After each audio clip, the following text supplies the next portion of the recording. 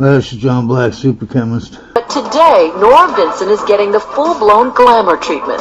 Nora's a writer, and one of these shots will adorn the cover of her new book. This wasn't just a stunt. This was about learning. This is a human project. It was about finding something out about the human creature, and I learned it the best possible way because I went through it. What Nora went through, or more accurately, what she became in the last 2 years, was a man. Yeah. So now this woman pretended to be a man, okay, to write a book. She was basically doing an experiment, you know, a sociology type deal, and then she was going to write a book, which she did. She went in the nut house and ended up killing herself. Part of it was because of this she couldn't take it as a man.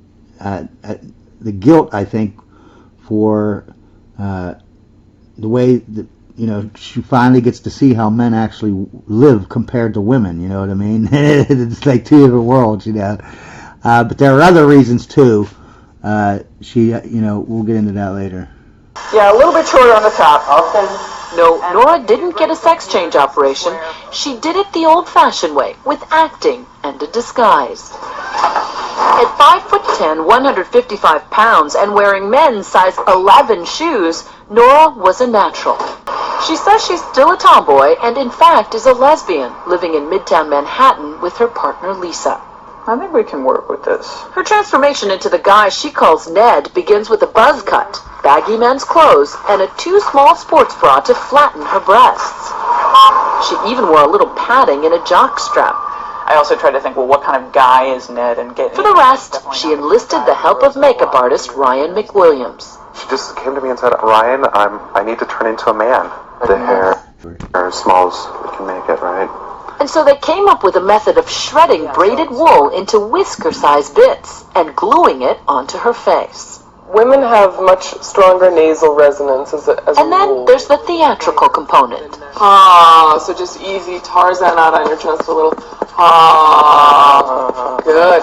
Juilliard voice teacher Kate Murray coached Nora for months on a program of movement, breathing, and speaking. I want you to be the best man you can be. All to incorporate some of the subtle and not so subtle characteristics of being a guy. Notice what men do. If they need to suddenly grab a taxi, hey, they just do that. Whereas women will ask for a taxi instead of demand one. When all the pieces are together, hair, makeup, voice, posture, style, the transformation is complete. Hey, yeah, he actually looks like, I mean, she looks like a guy, for, you know what I mean? You can't tell. Nora Vincent becomes Ned Vincent.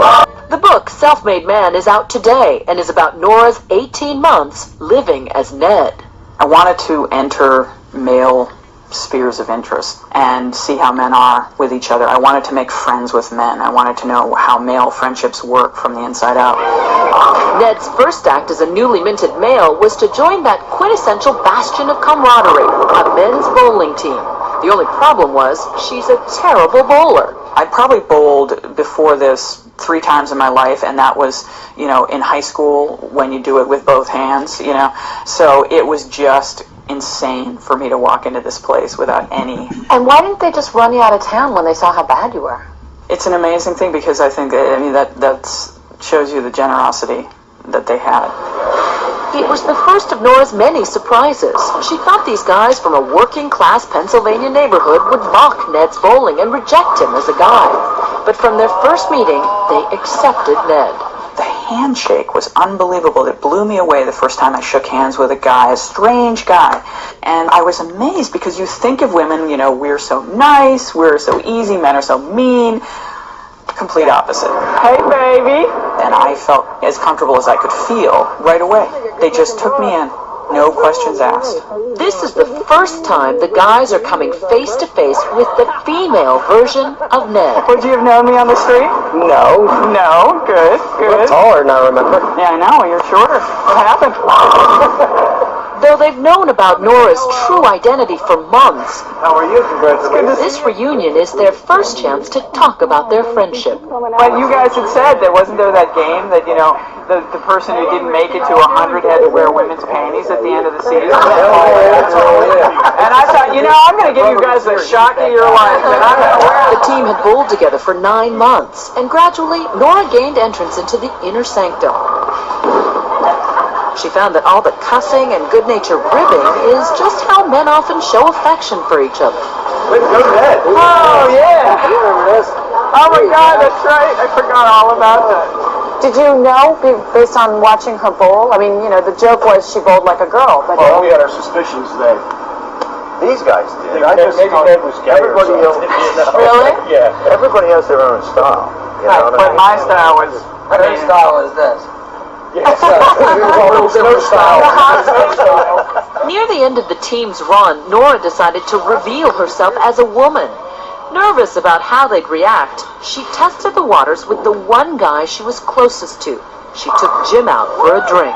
so she sits you down, she's very serious, and she says, I'm going to tell you something that's going to blow your mind.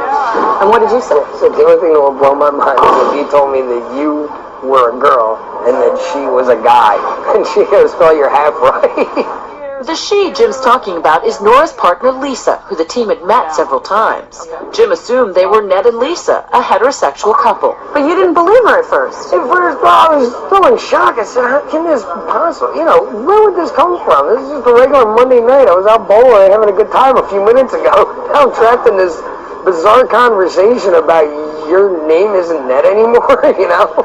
Later, Jim told the rest of the team, who all took it well. What do you think Nora expected to find in a bowling alley full of guys? Expected to find like a bunch of guys just talking about women's private parts and a bunch of racists and, you know, I think kind of that's what she came into this thinking. They really showed me up as being the one who was really judgmental, because they were the ones who took me in, not knowing anything about me. They were the ones who made me their friend, and, you know, no judgments attached. That's not like you. What's wrong? Nora and Jim became closer friends once he knew that he was a she. Now Jim was willing to speak more personally and openly, like about his wife's cancer. Nora came to see that between men, intimacy is sadly lacking. There's a tremendous potential for tenderness between men, and I'm not sure that it's always realized, and it's terribly sad.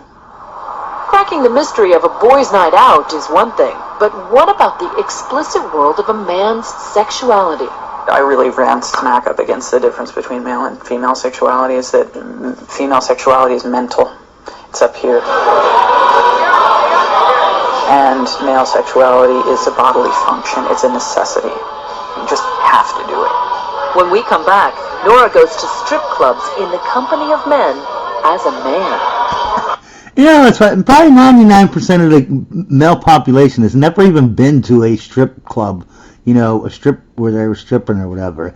I've been a criminal 20 years of my life, okay, and I have only been to a strip bar maybe 10 times or something, you know, and it wasn't like I stayed all night or whatever. You don't, you know,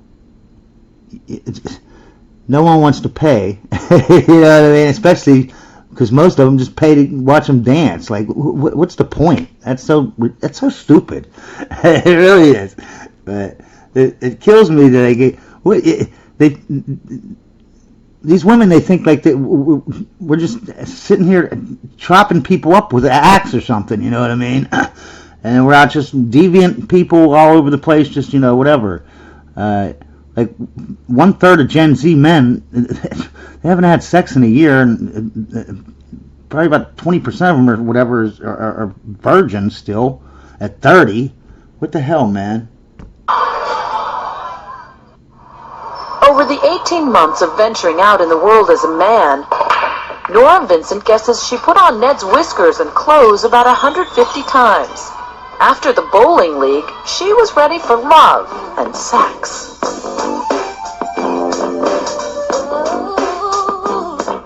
You went to a couple of sex clubs. What were you trying to get at?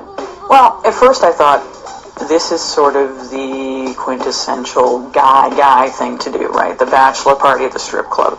When I told people initially that I was doing this, they'd say, oh, you gotta go to a strip club. She says the clubs were obviously sexual, but once again, I bet you $1 million that was a woman, man.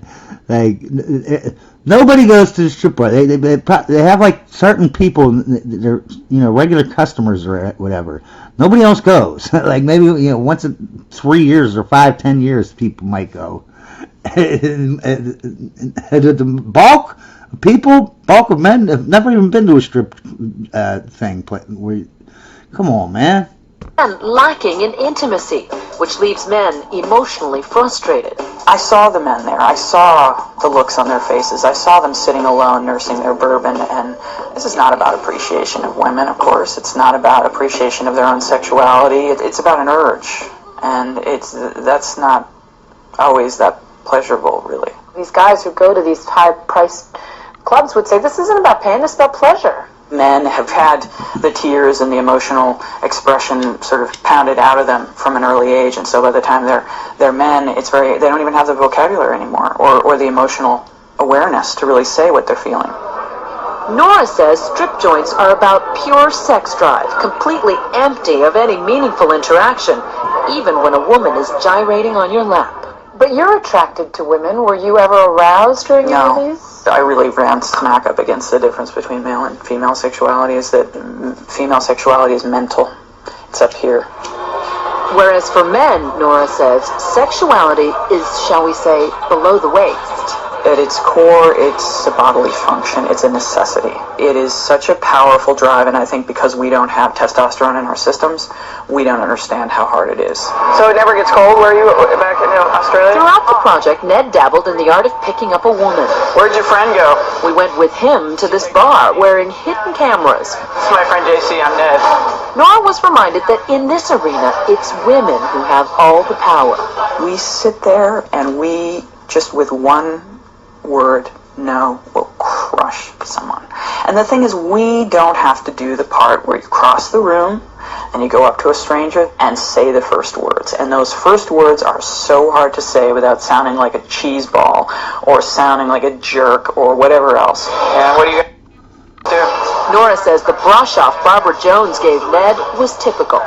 She was just sort of emblazoned with hostility, you know, just looked at you and you saw everything cross her face, which was, oh, God help me, not again. I'm trying to have a drink with a friend and I've got to deal with you. Barbara was trying to dispose of Ned before her friend returned from the bathroom. We haven't seen each other in a while, so I've got to head out to mom. But Ned returned and told Barbara the truth about her gender. Saying you gave us all the lines, like, try to get rid of us. I see, and as a woman, I have such sympathy. I'm like, oh, I hate being this guy that you're trying to get rid of. Talking to a woman, Barbara seemed more open and friendly, and in the end, actually apologized for how she had treated Ned. So Sorry for being bitchy. please. Does that kind of living in the skin of a man in the bar scene, in the dating scene, give you a different kind of respect for men? It gives me a certain definite sympathy. And I don't mean that there's any disrespect, but it just makes me understand what's going on. Nora, as Ned, also went on about 30 dates with women, mostly arranging them on the internet. Did you have any fun? Rarely. It was just an pretty ordeal. unpleasant, yeah. She says the pressure of Ned having to prove himself was grueling. Nora was surprised that many women had no interest in a soft, vulnerable man. My prejudice was that the ideal man is a woman in a man's body. And I learned... What is it? I don't understand. I think that's stupid. I mean, you have a penis and a vagina. They're opposite, but they complement, right? One goes from the other. They're not the same. They're opposite. You know, woman wants a tall man, and man wants a short woman. They're opposite, you know what I mean? Woman wants someone to protect him and provide for him, and a man's looking for someone to protect and provide for. It's like it's always whatever, man. You know, it's like that's all. If you're one gender and you want to know what the other gender wants, all you have to do is think, what do I want? Whatever that is, the man wants the opposite. Whatever, and it has to complement it, though. No, that's really not. There are a lot of women out there who really want a manly man. Ultimately, Ned told most of his dates that he was Nora. Many of the women reacted angrily, but usually just for a little while. Some women wanted to continue the relationship. They remained interested in pursuing something further. You know, so whereas Sexually. yeah, and that was heterosexual women who, that's what I'm saying. It's all up here because they said, well, we connected, and you know, there's something, I really like you and I don't care. How many guys would do that? That's the difference between male and female sexuality right there. You know, this is kind of BS. Yeah, she's right. You know,